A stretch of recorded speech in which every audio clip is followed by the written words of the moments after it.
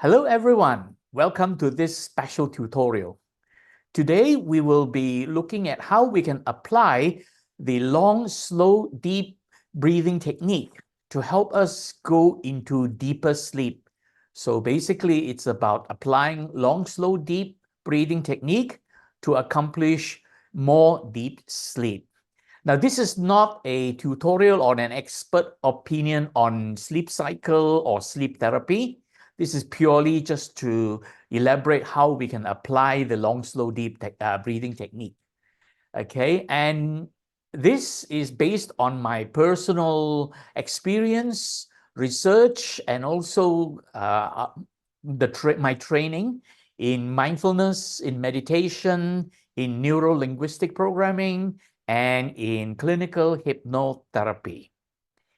And there are countless techniques how we can actually fall asleep faster or how we can go into deeper sleep. And I'm not trying to say which technique is the best. I'm just showing you my technique. So this is based largely on my experience. So there are countless techniques, and some of them even come from the US military and the US Navy, which I will actually comment on a little bit later on. And different people may respond differently to various different techniques. So there is no one technique that works for everybody. So it depends on each individual. So I hope today's sharing will be beneficial to you to help you go into deeper sleep. And another thing I will discuss about is brainwaves and a little bit on sleep cycle. So brainwaves and sleep cycle discussions will be based on genetic model, and this is not an expert opinion. So in the tutorial number 4, where I elaborated on long, slow, deep breathing, I mentioned about preparing to relax fully. Now, the long, slow, deep breathing mentioned in tutorial number 4 was intended for people to go into deep relaxation. It wasn't specifically targeted for people to go into deep sleep. But today, we will talk about using it for deep sleep. Now, in that tutorial number 4, I mentioned about the 4 steps in order to prepare to relax fully. However, today, since we are focusing on going into deep sleep, we will have to talk about preparing for deeper sleep. And instead of these 4 steps, there are actually 5. We have to do something before we begin to start practicing this. We have to prepare, we have to do some environmental preparation. So we have to prepare our environment before we achieve this deep sleep. So therefore, there are now 5 steps. The first is environmental preparation, where we talk about lighting, temperature, what do we do with gadgets and devices and objects, and how do we treat our body before we start this process. And then we will talk about sleep posture, where we need to go into relaxed, comfortable, and soft posture. We will talk about releasing muscle tensions and slowing down the breathing, and finally bringing our attention inwards. We call this introspection, bringing attention inwards to focus on counting the breathing, so as we slow down the breathing. So in environmental preparation, what I'm presenting here is basically a lot of it is common sense and personal preferences. So it is not like as if it is hard and fast rule. Different people will react differently to various items here. But some important things we have to consider is firstly, lighting. Soft or dim lighting for people who like to have a little bit of light when they fall asleep. I'm one of them. I don't enjoy sleeping in a totally dark black room. I can do that. I can sleep, but I prefer to have a little bit of light, partly because sometimes I get up in the middle of the night to urinate. So because of my age, at my age, people do get up in the middle of the night to urinate a bit more frequent than younger people. So I prefer to have dim light, but it's up to you. You can have total darkness or some dim, soft light. It's up to you. So prepare yourself for that. Now, the next item is about temperature, air conditioning. And this is very important. In my case, I'm very fortunate to live in a country where I'm able to afford air conditioning, so I can adjust the temperature according to my needs. And in my case, I like to sleep in a colder room. Normally at home, I set my temperature, my air conditioning temperature to around 22 degrees, which is around 70 odd degrees Fahrenheit. So 22 degrees Celsius is roughly a little over 70 degrees Fahrenheit. And that's nice and cool. But when I sleep, I turn down the aircon. And research has found that people who set the room temperature low or lower, say below 20 degrees Celsius or below 67 degrees Fahrenheit, that is a very comfortable temperature to sleep in, because you can then snuggle under the blanket and so on. So if you can, set lower temperature, because it has been found that if the room temperature is not low enough, you will have some difficulty falling asleep easily, okay? And also the next thing is very importantly, put away all your gadgets and phones. Usually I turn my phone on silent mode. And also some people have a habit of setting the phones to have some notification whenever a message comes in. I would suggest you turn that off. Otherwise, you don't want in the middle of the night, just as you're about to fall asleep, you hear messages coming in and alerts you, and you start to get worried about it, and you experience some kind of anxiety. So that's not good. Turn off your gadgets, put it away if you can. Silent mode. If you use your gadget for alarm, most gadgets, when you set it on silent mode, the alarm still works, whereas the ringtones are turned off. So it depends on your gadgets. So make sure that you have these gadgets put away or put on silent mode. And then next are objects around you. One very important object basically is this alarm clock. A lot of people have this alarm clock facing them. The moment they open their eyes when they are in bed, they can see the time. Now, if you are constantly conscious of the time, this is not a good idea, because then you keep opening your eyes to look at the time, and that's not good. And also some clocks, I mean, even these electronic clocks, they purposely have the ticking sound, and a tick tock, tick tock. Maybe not loud, but the tick, tick, tick sound is not good. If you happen to have alarm clock that makes that kind of sound, get rid of it, change it, put it away, or put it far away, So it's important not to have distractions. So the alarm clock is important. Then there are other objects that you may want to put away, okay? And the thing about your body, treat your body well. Drink a bit of water, preferably room temperature or a little bit warm, lukewarm water before you go to sleep. Typically, take it about maybe 15 to 30 minutes before you actually lay down on your bed to sleep. Not immediately before, because you don't want to have a stomach full of water as you lay down, and also not to drink too much, okay? And medicine. Some people take medicines at night before they sleep. So it's a good idea to take your medicines at least 30 minutes before you lay down to sleep, right? It's not hard and fast rule. Different things work differently for different people, so it's up to you. But the good recommendation is to take your medicine. If you take medicine regularly at night, take it roughly at least 30 minutes before you actually lay down on your bed.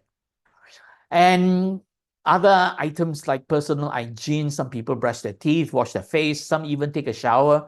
It's up to you. But if you do those things, it would be good to do it, say 30 minutes or more before you actually lay down to sleep. Otherwise, if you have just had a quick shower and then you lay down, then you feel so fresh, you may not want to fall asleep, okay? So these are some of the things you can do. And very importantly, avoid taking food or snacks at least 3 hours. 4 or 5 hours before is okay. but try and refrain from any food or snack at least 3 hours before you lay down on your bed. And of course, no exercises at least 5 hours before, 4 or 5 hours before. Don't do any physical exercises or physical workout, okay? Because otherwise your whole body is still under some kind of stressful reaction to all the activities. So these are some of the things you prepare, right? Environmental preparation. And finally, if you experience hyperactivity in your mind or in your body, it is a good idea to meditate. Right? Do a bit of meditation before you lay down on your bed. So that is environmental preparation. And next is sleep posture. Well, again, this is a lot of personal preferences. Here, I'm offering a little bit of helpful tips. It's up to you what works for you, okay?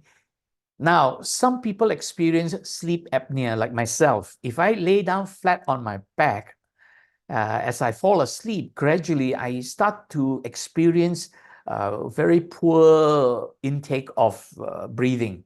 My in-breath slows down, and that's not good. Having difficulty to breathe. I even wake up in the middle of the night gasping for breath. So because I have this sleep apnea condition.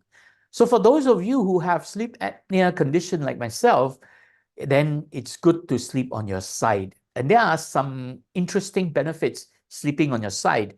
And I would recommend you sleep on your right side for a simple reason. Your heart is more on your left side. So if you were to sleep on your left side, then you are putting a lot of pressure on your heart, and that is not good when you want to have a good night's sleep. So it is good practice to lay down on your bed and sleep on the right side if you are experiencing a lot of sleep apnea and you find sleeping on your side helps with your breathing.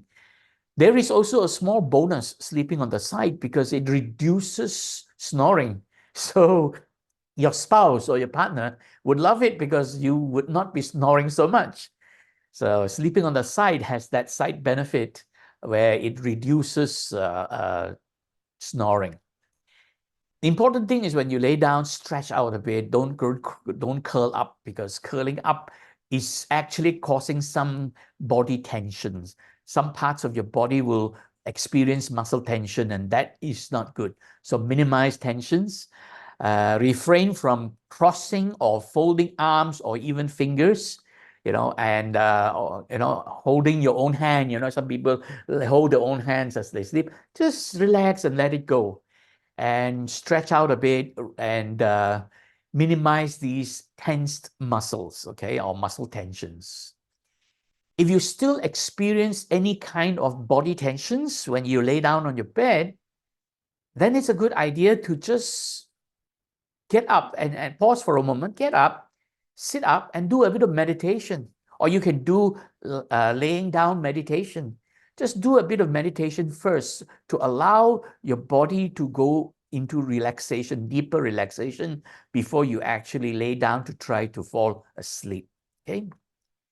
Next is releasing muscle tensions. I have spoken about this. Very importantly is to notice whether you have any part of your body is feeling tensed, especially if you feel there's a frown. So consciously release the tension in your forehead as you lay there, bringing your attention inwards. Then you focus on parts of your body where you feel tense. Sometimes your jaw, your cheek are feeling a bit tense. Consciously release the tension. Same thing, ask yourself, are your teeth biting against each other? Your tongue pressed against the upper palate? If that's the case, then consciously release these tensions. And also your neck and your shoulder. Release the tensions around your neck and your shoulders and your upper back. Just let go. Just observe which part of your body seems to be a little tense, and consciously focus on that part of the body and release the tensions. This is very important because you need to release tensions if you really want to go into deep sleep. As long as any part of your body has some form of muscle tensions, then not only you may have some difficulty falling asleep, But, it's almost very difficult to go into deep sleep, even if you can actually fall asleep. Okay. So various parts of your body, go down the list and check it out. Various parts of your body, release the body tensions. Now comes the long, slow, deep breathing. So very importantly, this LSD breathing is to help you relax the body and calm the mind. But the important thing is when you do this long, slow, deep breathing, don't force it. Don't use effort, if you have to breathe in long, just allow the breathing to take longer. So do it gently and compassionately, right? Treat yourself well, caringly. Just allow your breathing to flow naturally. So this is a very important. So if you want to take longer breath, just let it flow in. Don't, and force it. Don't exert effort. Allow. If you consciously allow, it will happen. Just allow it to flow longer. So, and as it flows longer, after a while, now it's important. Long, slow, deep, you don't do all three at once, especially if you are not well versed in it, you haven't been doing a lot of it.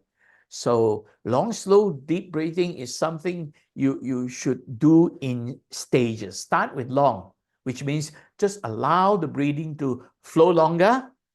As it flows longer, then let it flow smoothly and slowly. And as it flows smoothly and slowly, and you focus your mind on the counting, and when you're able to achieve 5 seconds each way, that means breathing in 5 seconds, breathing out 5 seconds very naturally and slowly, then, then allow it to flow in deeper, breathe in deeper and breathe out deeper. So let's try this exercise.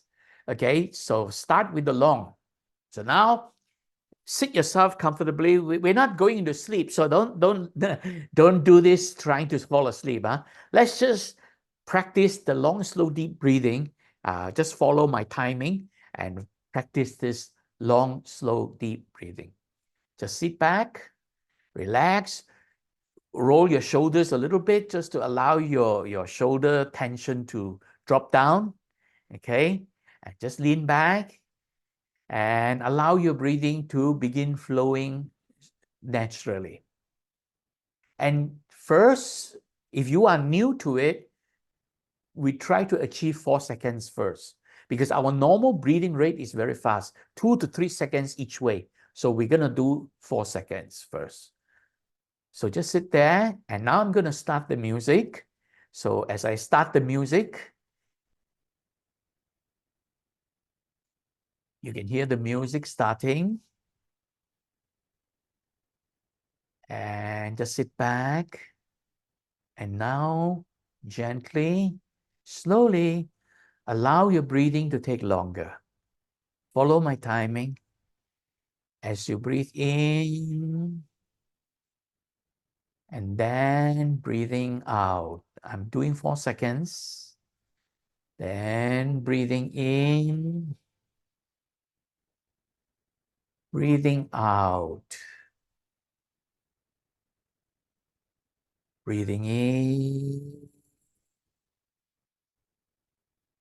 breathing out. Continue to allow your breathing to flow and focus on counting 4 counts. Now, if you are able to do 4 counts smoothly now remember, allow. Don't force it. Don't exert effort. Just allow. If you're able to do 4 counts now, then try to achieve 5 counts. And this is the slow part. So after the long, now is the slow. Begin to allow the breathing to flow longer and slower. Slow down your breathing. Now, you can also follow my timing now. This time we do 5 seconds. Ready? Breathing in. And then breathing out.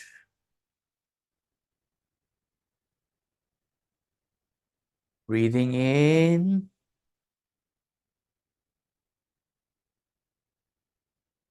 Breathing out. So this is the 5 seconds. Continue to achieve 5 seconds. We won't go any longer than that. If you are very experienced and well versed with this, by the time you are very used to it, you may then take it to 6 seconds, but not longer than that. So continue to allow your breathing to slow down to 5 seconds. Remember, it is allowing, don't exert effort. Let it flow smoothly. Now, as you are able to do 5 seconds each way smoothly, allowing without exerting effort, you may now take deeper breath. This is where the deep comes in. Long, slow, now deep. Okay, with that bell, you begin to take deeper breath. Take a deep breath in. And then breathing out. Take a deep breath in. And then breathing out. And focus on counting. And this is really the long, slow, deep technique. So you just continue to do that. A few key things to remember. Allow, don't exert effort. Don't force it. Just allow it. And let it flow naturally. Focus your attention on counting. As you count, right, make sure you're counting, that you get 5 seconds, and then if you're able to do it reasonably smoothly, then you can get into deeper breathing. So long, slow, deep. Now, very important, remember the Herbert Benson's technique. What you're doing is really a repetitive, rhythmic, flowing activity. And then the step number 2 is your focus on the counting. So focus your attention on the counting, right? And as you count, sometimes thoughts will pop up in your mind. These are distracting thoughts. These are thoughts that have nothing to do with counting. And these are thoughts that may be disruptive. Whatever the thought is, if it has nothing to do with focusing on the counting, you can actually gently let it go with this, well, never mind. If you are laying down there to sleep, you don't have to use your hand. You can just use your mind, focus on the thought, well, never mind, and then go back to your counting. Anytime you feel some thought popping up, disturbing you, well, never mind, and just go back to your counting. Okay. And this is the way it is. Whatever the thought that arises, don't pay attention to it. Don't even dwell upon it. Don't even question, oh, why is this arising? And this is where a lot of people have got it wrong. When thoughts pop up in their mind, they start to ask, oh, why is this thought coming? And that is when the thought just keeps coming relentlessly at you. So whenever these disruptive, disturbing, unnecessary thoughts arising when you are trying to slow down your breathing and allow your breathing to flow naturally, just let go these thoughts with, well, never mind. Use that attitude, well, never mind. Okay, anytime these thoughts pop up, well, never mind. That's a way to do it, okay? So that is the way to withdraw gently from these thoughts. You can't push it away. Don't fight it. The moment you try to push the thought away or force the thought away, it gets worse. It becomes a conflict, and a conflict will actually create a stress reaction in your body. Your amygdala will sense that there is a conflict going on. And that conflict will trigger a reaction in the amygdala, and the amygdala will then trigger the release of stress hormones. And then you can't sleep. You get all kinds of stress tensions while you're trying to sleep, and that's not good. So just brush away these thoughts gently with, well, never mind. Be gentle to yourself. Be kind to yourself. That's the important thing. Be gentle, be kind, and just let go with the, well, never mind. Okay? And it's important, don't pay attention to it, and just remember to apply the, well, never mind. Okay? Now I'm going to come back to talk about this technique of, well, never mind, versus what some other people are teaching using techniques, I think, that came from the US Navy, where they say, oh, if you have thoughts arising, say to yourself, don't think, don't think. Now, that doesn't work. I'm going to explain that later on, okay? But first, let's get into a very interesting topic. If you are interested, then this will be very helpful. Let's talk about brain waves, okay? Brain waves are actually, brain wave is just a nickname to refer to synchronous oscillatory frequency, which is measured using EEG devices, as you can see in the picture of Matthew Ricard, where he has all these devices connected around the outer part of his head to sense brain waves around his head, okay, to detect these brain waves going on. Now, if you look at this diagram, the levels of consciousness, you can see there's the blue part, the yellow part, the brown part, and the pink part, okay? The blue part is referring to brain waves. Now, by the way, I just want to elaborate. Brain waves, as I said, is just the nickname. The name for this is synchronous oscillatory frequency, referring to the frequency that synchronizes various parts of your brain. Okay, the higher the frequency means your thoughts, various parts of your brain, the activity are in your brain. Now, the activity in your brain is actually what you experience as the mind. Okay, the brain is not the mind is not the brain, but the activity of the brain produces an experience which you call the mind. Okay, so this is really the synchronous frequency where various parts of your brain will operate at that same frequency so that they can, the higher the frequency, the more synchronized your thinking. So higher frequency means your mind is sharp, critical, very sharp. So therefore, when the brain waves is between 13 to 30 cycles per second, or they call it hertz or cycles per second, this is called the beta waves. So when the brain wave is in that range, you are actually conscious, alert, conscious awareness. You are well aware of your environment. You are well aware of what is happening right in, there, here and now. You know what is happening. Okay, being fully aware, fully conscious, and alert. That is above 13 hertz, 13 cycles per second. So this is called the beta waves. Higher than that, I won't talk about higher than that, but there are waves that go higher than that, the gamma range. But I won't go into that because today we're focusing on sleep. So the whole idea of sleep is to slow down the brain waves to a much lower range. As the brain waves slow down below 13 hertz, down to 8 hertz, that is called the alpha waves. Okay, alpha waves, your mind is kind of drowsy because your various parts of the brain are no longer synchronized. When they're not synchronized, then they're not actually working in sync. You're not alert. So you have lost alertness. And now you're beginning to even lose awareness. Okay. You don't lose consciousness. You are conscious, but you're losing awareness. So here it is, some people call this subconscious, drowsiness, alpha range. And then as the brain waves slow down further, this is when you start to fall asleep. Now you're really falling asleep.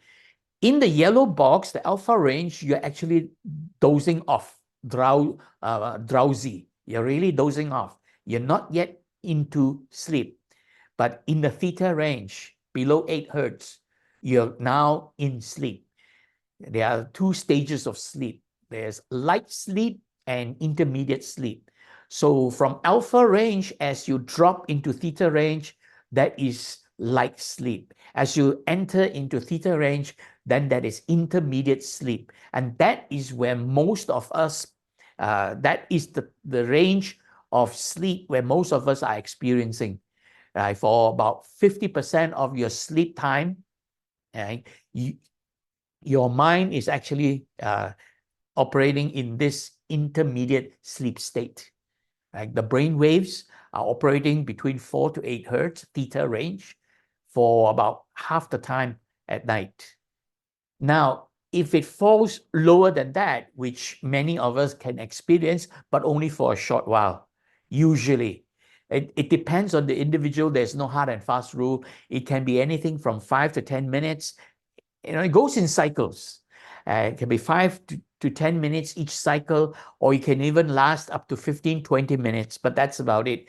Not very long. That is the deep sleep. Below 4 hertz will be the delta range. And this delta range is what we call deep sleep or slow wave sleep. This is very, very comfortable sleep. You're in deep sleep. There's no dreams. This is dreamless sleep. So today, the whole idea is to try to achieve that.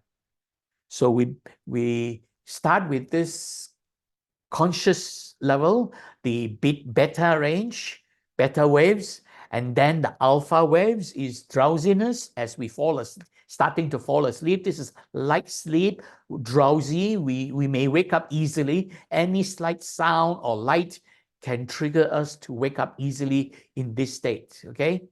And then as we really go into intermediate sleep, that is the theta range. And then we go into deep sleep, and that is the delta range. And this is what we are trying to accomplish, to achieve more of that, because that is actually very recuperating and very therapeutic.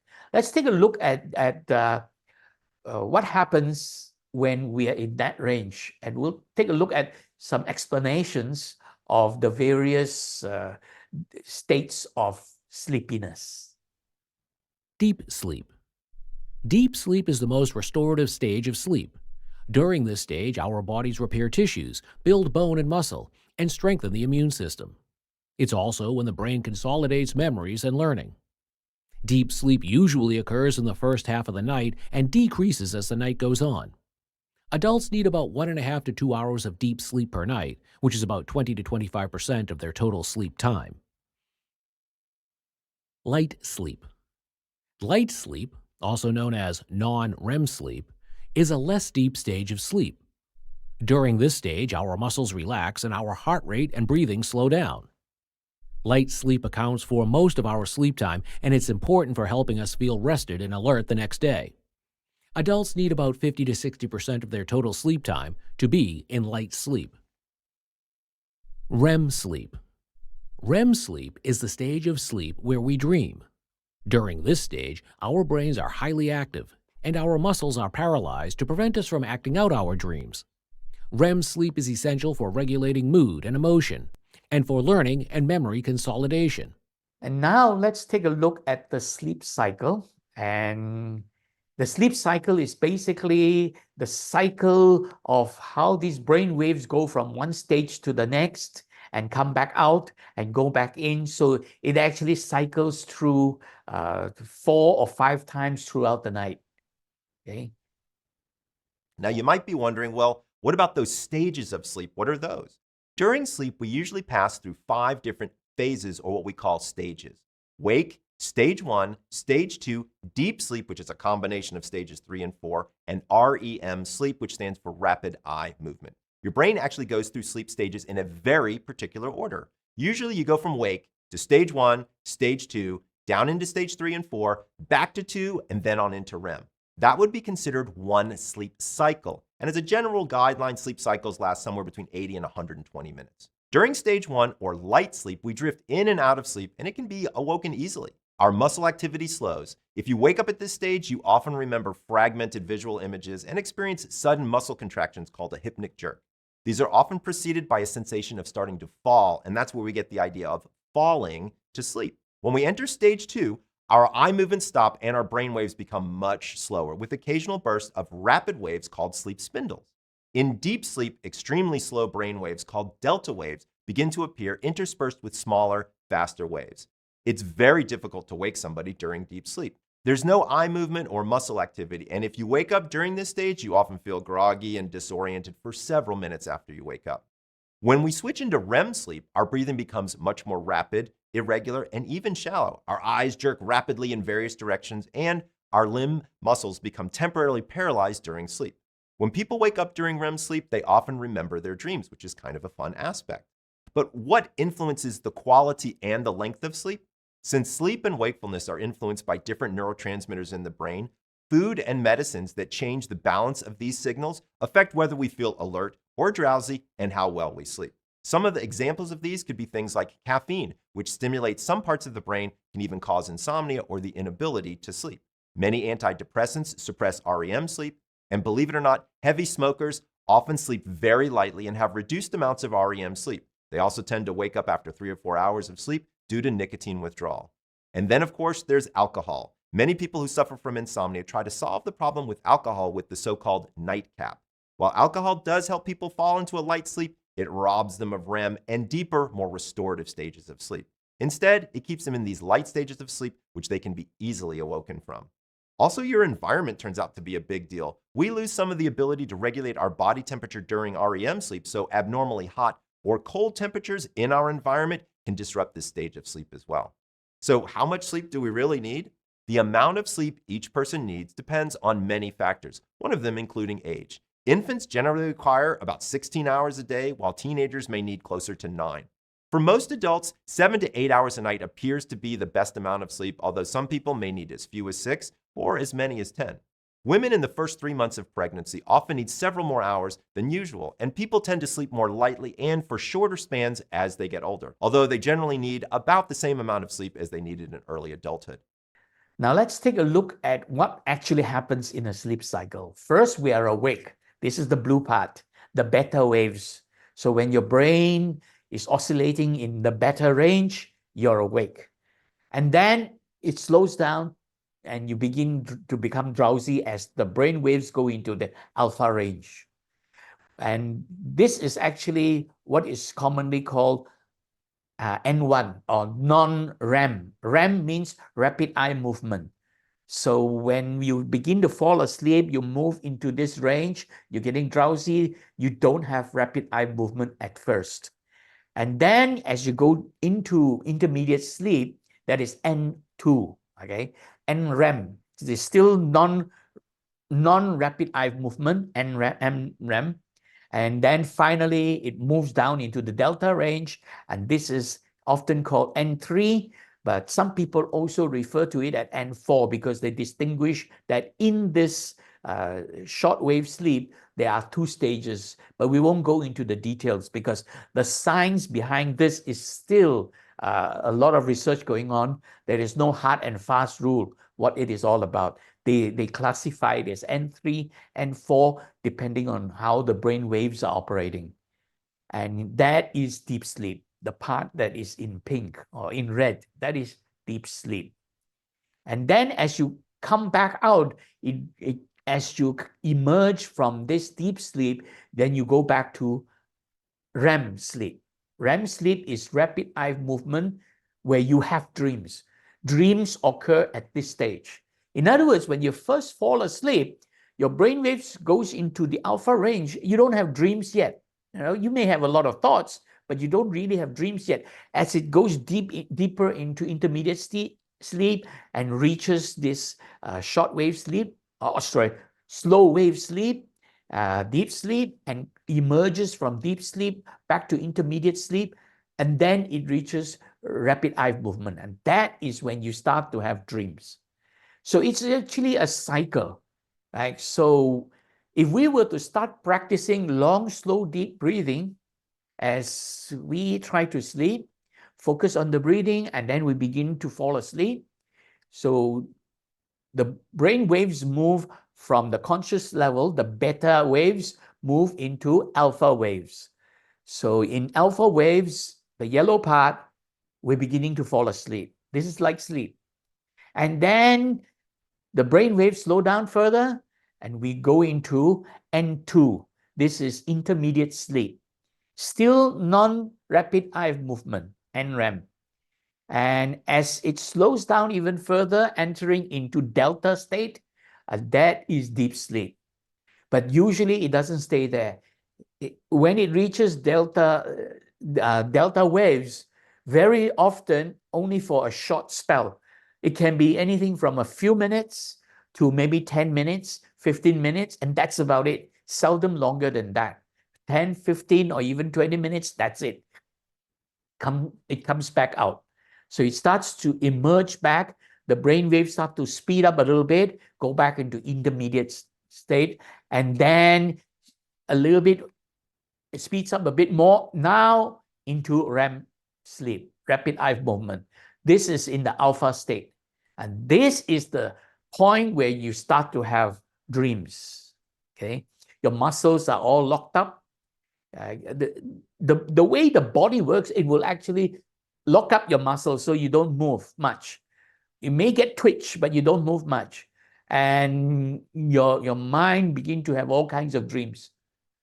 And then from there, it goes back into N1, N2, N3, and N4, and then emerge back to N2 and go back to REM. So this is cycle. This is 2 cycles already. It will actually repeat this for 4 to 5 cycles altogether. Maybe 6 even, but typically they have discovered most of it is around 4 to 5. Most people, they experience 4 or 5 cycles. So now in the last cycle, the 4th or the 5th cycle, it goes down to deep sleep very shortly. Sometimes it may not even reach deep sleep. At N2, it may immediately emerge back to REM sleep. So it may not go deep into short, slow wave sleep. So it goes back to REM sleep. And then finally, you wake up. Yeah, then you become awake. So usually you wake up in the middle of a dream or something if you are not having a lot of deep sleep. So if you are not able to have a lot of deep sleep, you will have a lot of dreams. It's one or the other. Either you get a lot of deep sleep and very little dreams and almost no dreams, or you don't get a lot of deep sleep and you end up with a lot of dreams. Okay, so this is really how it works. Now, if you look at this chart now, and you can see this is showing 5 cycles. In the first cycle, the brain waves slow down. It starts from awake level, it dropped to N1. There's in this starting point in the first cycle, there is no REM. Basically, it drops from awake down to stage 1, N1, N2, then N3, N4. And it does after 2 cycles. And during the first 2 cycles, you will enter into slow wave sleep. This is deep sleep. You will experience a little bit of deep sleep. The whole idea of long, slow, deep breathing is to help you experience more of deep sleep. But for a typical normal situation, now you have this 2 cycles where you still experience some deep sleep.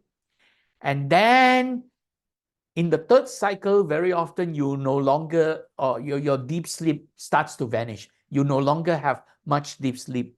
By the 3rd cycle, your deep sleep is very minimal, and sometimes you don't even have deep sleep.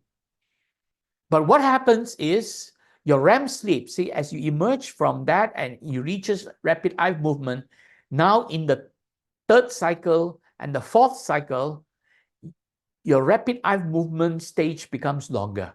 You get more and more rapid eye movement. So as you can see in this diagram, as you traverse to 3rd stage, 4th stage, and finally the 5th stage, the rapid eye movement part is longer. And the slow wave sleep The deep sleep is almost no more after the third stage. After the third cycle. In fact, for many people, by the third cycle, the deep sleep is almost no more. Okay. So here you can see in this diagram, the fourth and the fifth cycle, there is no deep sleep, no slow wave sleep. In the third cycle, there is a little bit. Okay. So the whole idea is for you to experience more deep sleep and less REM sleep. So this is what this LSD breathing can help you in this pursuit. So there are some mindful considerations I'd like to point out. Basically, there are people, if you Google in the YouTube, you will find a lot of people explaining various techniques where you can get into sleep within 2 minutes. Whether it works or not, it depends on the individual. But here, I'm just going to comment on some of the things that are being explained in the YouTube. There are some people who teach you, you use mental imagery. You begin to imagine some very peaceful scenery. Sometimes it works. Different things work for different people. So you can use imagination of peaceful scenery, or even a memory of a peaceful scenery that you have visited. Maybe at some point in the past, you went to a mountain where you sat in the middle of the forest and everything is very peaceful. You hear some birds chirping and it makes you feel very relaxed. So if you begin to imagine that, you can go into deep relaxation and go into deep sleep. So it works for some people, okay? Now, my advice, if you use this technique, one very important tip. Now, of course, this is just my personal tips. If you want to imagine some scenery, try to avoid imagining there are people there. Right? It doesn't matter who it is. It can be even your mother or your loved ones or even a stranger. But as soon as you imagine there are people there, somehow the imagination may go a little wild and you start to imagine what these people are saying to you, and next minute you go into some kind of conflict. So avoid people, just nature. So stick to nature if you really want to imagine, or sound. If you want to imagine music, that's fine, but not songs, because songs have words. Words have meaning. Meaning trigger other kinds of thoughts coming up. And this is the whole idea. So good is to imagine peaceful scenery, countryside, nature, okay? Then I want to comment on this next thing. I saw in the internet, I don't know this for a fact, but many people have mentioned it. They claim they learned it from US Navy or US military, where they are taught, when thoughts pop into your mind, say to yourself, don't think, don't think, don't think, don't think. So keep repeating, don't think. My comment on this is very simple. This is just my personal opinion. That will not work for a few very interesting reasons. How the subconscious mind speaks to ourselves. First, the subconscious mind, okay. Now, I go back to why they use don't think. They think that the mind can only focus on one thing at a time. So when your mind is focused on the thought, don't think, you won't be thinking about other thoughts. Okay, there's some sense in that. But the way the mind works, the subconscious mind, it does not know how to process negatives. The do not, the don't, the no, the not, they are not processed. The subconscious mind is very good at processing verbs, action. Think. Think is a verb, it's an action. And somehow, now there's no explanation how this works, but somehow the subconscious mind filters away the negative words. So when you focus on don't think, your subconscious mind will filter away the word don't. Okay. I'll give you an example. Let's say after a dinner, Let's say you've had a nice dinner, the family is there, and there's some young children, young kids, 10 years old, 8 years old, at the end of the dinner, and you say to these youngsters, okay, now take all the dirty plates to the sink in the kitchen. Okay, collect the dirty plates, and then carry these plates to the sink in the kitchen. It may be 10 feet away, 20 feet away, so it's some distance. And then the father may say to the child, don't drop it, don't drop it. Now, this is not good. When you keep reminding to someone, don't drop it, don't drop it, the subconscious mind, it filters away. And I don't really know why or how, but it filters away the negative words. Don't is often filtered away. So what do you think the subconscious mind is processing? As the child is carrying the dirty plates and the father keeps shouting, don't drop it, don't drop it. The subconscious mind is thinking, drop it, drop it. You see? Not that the child will drop it, but this is really what is happening. The subconscious mind does not process negative words. Okay? So therefore, refrain from using negative words if you want to program your mind. Use only positive words, especially verbs, right? Action-oriented verbs. Then the mind will be able to process that easily. So the subconscious mind does that. This is why we use this, well, never mind. And never mind is not a negative action. It's just brushing it off. So you use, well, never mind, and just let it go. The, well, never mind, let it go. So you're releasing it, okay? You're not trying to push it away. It's when you try to push it away that it fights back. So if you want to program your mind positively, I'll give you this simple technique. It's called the 3P technique. And this is a very powerful thing that came from clinical hypnotherapy. When people want to use affirmations, they will then apply the 3P technique: personal, present, and positive. So if you want to program your mind, you must always program it in a personal way. It's me relating to I the person. Therefore, I'll give you this example here, right? When you are laying down there and you want to sleep and you don't want to use the don't think, don't think, don't think technique, and you find, well, never mind, not working very well. You want your mind to focus on something, but you can't imagine a good scenery. Then you can use these words: personal, present, and positive. Personal, I. So it's always I. That's personal. Not talking about you or another person. Okay. I, me. Okay. Present, I am, not I will be, not I should be, but I am. So present. Positive, I am safe. Okay. So if you are experiencing thoughts popping up and you want to now focus your mind on something to prevent these other thoughts coming in, right? Then you focus on statements like, I am safe, I am loved, I am happy, I am alive. I have used this very well in my clinical hypnotherapy treatment, okay, for people who experience various kinds of depression.